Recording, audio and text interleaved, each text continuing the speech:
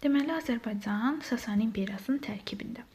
Biz bilirik ki, hələ eramızın 20-ci ilində, bizim eram 20-ci ilində Atropatena dövləti hansı dövlətdən asılı hala düşmüşdü? Parfiyadan. Düzdür və Atropatenada hansı sülalə hakimiyyətə gəlmişdi? Arşakilər sülaləsi. Və biz deyirdik ki, Atropatena sadəcə nə olmuşdu? Bir ərazi olaraq qalmışdı.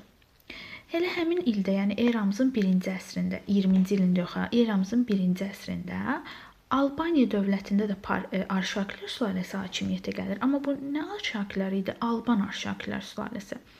Deməli, Atropatenada Parfiya Arşakilər sülaləsidir. Albaniyada isə Alban Arşakilər sülaləsi idi. Deməli, kim idi bu Sasanilər? Sasanilər Fars mənşəli tayfa idilər. Hansı ki, Əhəmən dövləti keçmişdi ya biz. Onlar da nə mənşəli idilər? Fars mənşəli, bax, Sasanilər də Fars mənşəli idi. İranda yaranan bir dövlət idi. Hələ bu Sasani tayfasının banisi olan Ərdəşir Babəkan 224-cü ildə nə edir? Hücum edir Parfiya dövləti üzərinə və Parfiya dövləti nə edir? Süqut uğradır. Və 226-cı ildə də hansı dövlətin əsasını qoyur? Sasani dövlətinin əsasını qoyur. Özünü də şah elan edir. Yəni şahların şahı elan edir. Deməli, Parfiya dövləti süqut etdi 224-də. 226-da Ərdəşir Babəkan hansı dövləti yaratdı? Sasani dövlətini. Dedik, Sasanilər nə mənşəli idi? Fars. Fars mənşəli idilər. Deməli, Ərdəşir Babəkan 241-ə qədər hakimiyyətdə olub. Artıq bizim eradan danışırıq. Ərdəşir Babəkan 227-ci ildə hücum edir hara? Atropatenaya. Amma Atropatena ərazisinə, axı biz bilirik 20-ci ildə Atropatena dövləti süquta uğrayıb. Sadəcə nədir bu? Ərazi olaraq, yəni Azərbaycanın cənubuna. Və Atropatena nə edir? Sasani dövlətinin tərkibinə qatır.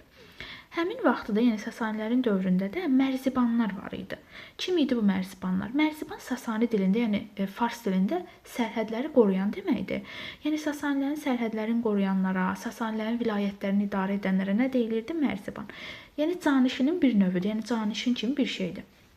Canişin də nə edirdi? Sərhədləri, vilayətlərə başçılıq edirdi, mərzibanlar da vilayətlərə başçılıq edirdi. Və elə həmin vaxt Atropatena işğal olunandan sonra Atropatenanı kim idarə etməyə başladı? Mərzibanlar. Elə buradan da görürük ki, artıq Atropatena dövlət deyil. Atropatena da süqut etmiş bir ərazidir. Çünki ölkəni hökmdar yox, kim? Sasanilər idarə edir. Deməli, biz Atropatenanı bildik necə düşdü. Sasanilərdən asılı hala 227-ci ildə Ərdəşir Babəkanın dövründə, indiyə görə Albaniya necə Sasanilərdən asılı hala düşür. Baxın, bu Albaniyanın, bu Sasani dövlətinin yarandığı ərazidir. Bax, İran ərazisi və Azərbaycanı nə ediblər? İşğal ediblər.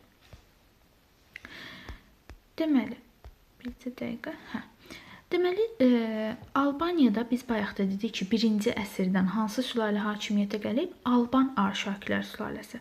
Bu Alban Arşakilər sülaləsində ilk nümayəndəsi, yəni bizə məlum olan ilk nümayəndəsi kimdir? 1-ci Qoçaq Vaçaqan. 1-ci Qoçaq Vaçaqan nə etmişdi? Hansı siyasəti görüb? Bütün vilayətləri özünə birləşdirib. Baxın, bu Albaniyada. Necə dövlət yaradıb? Mərkəzləşmiş dövlət. Yəni, mərkəzləşdirmə siyasəti yeridir. Mərkəzləşmiş dövlət nə deməkdir? Yəni, bütün dövlət kimə tabidir? Bir mərkəzə. Yəni, 1-ci Qoçaq Vaçaqana, yəni paytaxta tabidir. Paytaxtı da haraydı həmin vaxt Albaniyanın? Qəbələ şəhərinə. Hökmdara tabi idi. Deməli, 1-ci Şapur kimdir? 1-ci Şapur Sasani hökmdarıdır. Ərdəşir Babəkandan sonra hakimiyyətə gəlib 241-dən 273-ə qədər. Deməli, 1-ci Şapur 260-cı ildə nə edir? Roma imperiyası üzərinə hücum edir və Roma imperiyasını məğlubiyyətə uğradır. Deməli, Roma imperiyası məğlubiyyətə uğradandan sonra 1-ci Şapur nə edir? Öz qonşuluğunda olan dövlətlərə məktublar göndərir ki, mən o böhtə Roma imperiyasının süqutu məğlubiyyətə uğratmışam, siz mənə nə olmalısınız? Tabi olmalısınız. Bu zaman Albaniya dövlətinə də məktub göndərir. Həmin vaxtda da Albaniyada hökmdar kim idi? 1-ci Vaçe idi. Baxın, 1-ci Şapur Sasanidədir, 1-ci Vaçe isə Albaniyadadır. 1-1. Lakin 1-ci Vaçe nə edir? Şapurun bu təklifini qəbul etmir, Albaniya Sasaniləri birləşməkdən imtina edir. Buna baxmayaraq 1-ci Şapur 226-cı ildə hücum edir Albaniya üzərinə, 1-ci Vaçeni məğlub edir və neyniyir? Albaniyanı Sasanilərdən asılı hala salır. Deməli, Albaniya neçənci ildə Sasanilərdən asılı hala düşdü? 262-də. Kim idi həmin vaxtda Alban hökmdarı? 1-ci Vaçe. Sasani hökmdarı kim idi? 1-ci Şapur.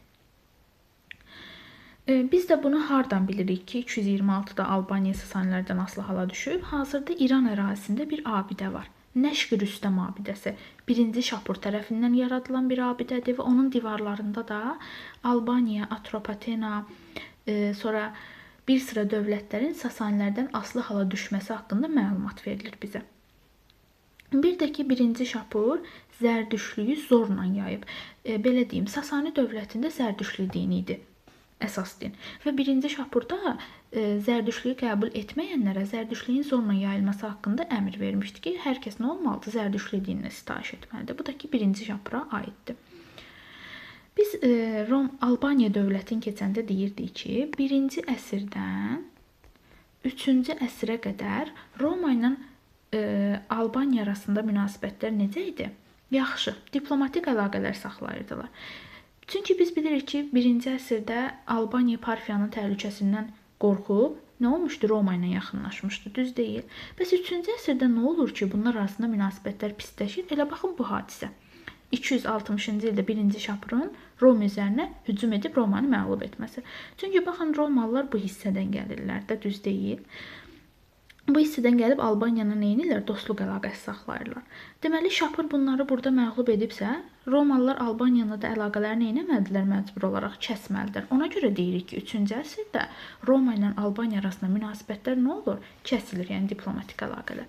Bax, bunu da başa düşün. Başa düşün ki, yadınızda qalsın. Niyə birləşib Roma ilə Albaniya? Niyə bunların müttəfiqliyi sona erib? Deməli, biz bilirik ki, Albaniyadır, Atropatenadır, Mannadır, Əhəmənidir, Midiyadır. Bunlar necə dövlət olub? Quldar dövlət olub, düz deyil.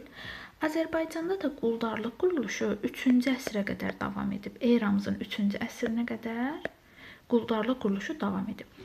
Sual versə ki, bəs 3-cü əsrdən sonra hansı dövr yaranıb? Feodal münasibətlər, yəni feodalizm yaranıb. Azərbaycanda feodal münasibətlər 3-cü əsrdən neçənci əsrə qədər? 19-cu əsrə qədər, ta 19-a qədər davam edir. Albaniyada, Atropatenadır. Bunlar necə dövlətdir? Quldar dövlətdir. Amma artıq 3-cü əsrdən sonra yaranan dövlətlərə biz nə deyirik? Feodal dövlətlər deyirik. Nə deməkdir feod? Feod torpaqdır. Feodal isə həmin o torpağın sahibidir. Feodalizmdə nədir? Elə bir feodalizm quruluşunda bir mülkədar olur, yəni feodal olur. Bir də o mülkədara tabe olan kəndlilər olur. Yəni torpaq üzərində qurulan bir quruluşdur bu. Hansı ki feodal, yəni mülkədar o kəndləri neynir? Özündən asılı hala salır. Onun torpağında işləyirlər. Feodal nə deyirsə, kəndli neynəməli idi? Həmin işi də görməli idi.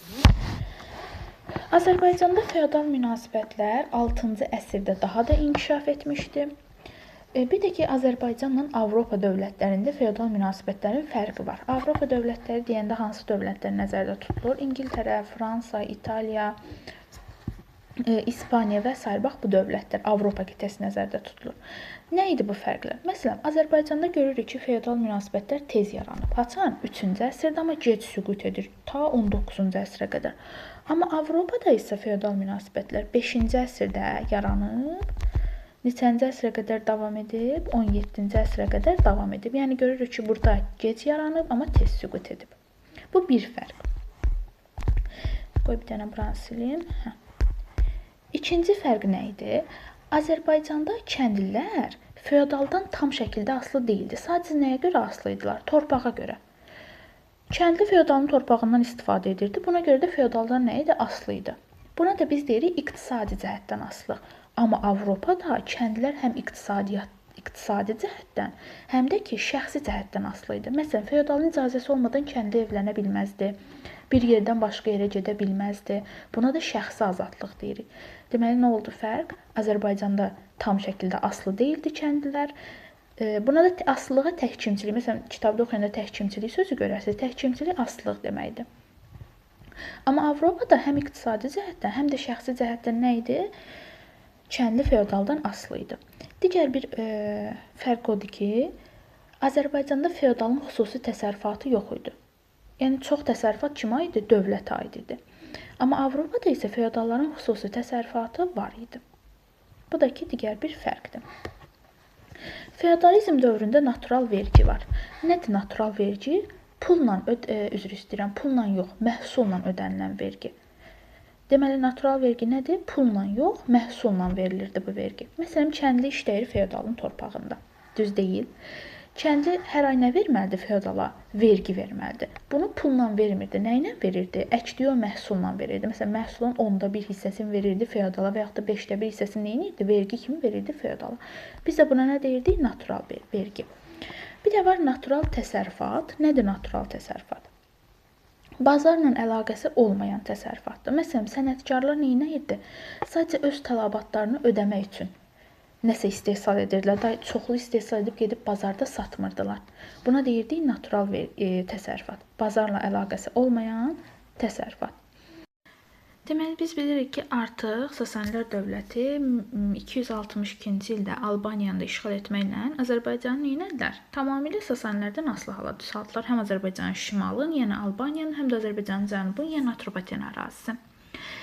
Bir dövlət başqa bir dövlətin ərazisini işğal edibsə, təbii ki də burada, məsələn, Sasanilərin Azərbaycanda bir dayağı olar? Yox. Çünki Azərbaycanlılar türklərdir, Sasanilər nədir? Farslardır. Burada heç kim Sasanilərə arxalanmaz. Ona görə də Sasanilər nə edir? Köçürmə siyasəti həyata keçirilir. Yəni, farsları nə edirlər? Azərbaycana köçürtməyə başlayırlar ki, özlərinə nə yaratsınlar burada? Dayaq yaratsınlar. Dediyimiz kimi, Sasaniləri farsları Azərbaycana köçürməkdə məqsədi nə idi? Özlərinə etnik dayaq yaratmaq və Azərbaycanda nə etmək? Möhkəmlənmək. Çünki Azərbaycanlılar Sasanilərə təbii ki də itaət etməzdilər, arxalanmazlar. Ona görə bunların tək çarəsinə qalır farsları Azərbaycana köçürmək. Bunu bildik. Daha sonra Sasanilər 6-cı əsrdə Dərbənd səddini tikdirirlər. Bunların Dərbənd səddini tikdirmək məqsədləri nə idi?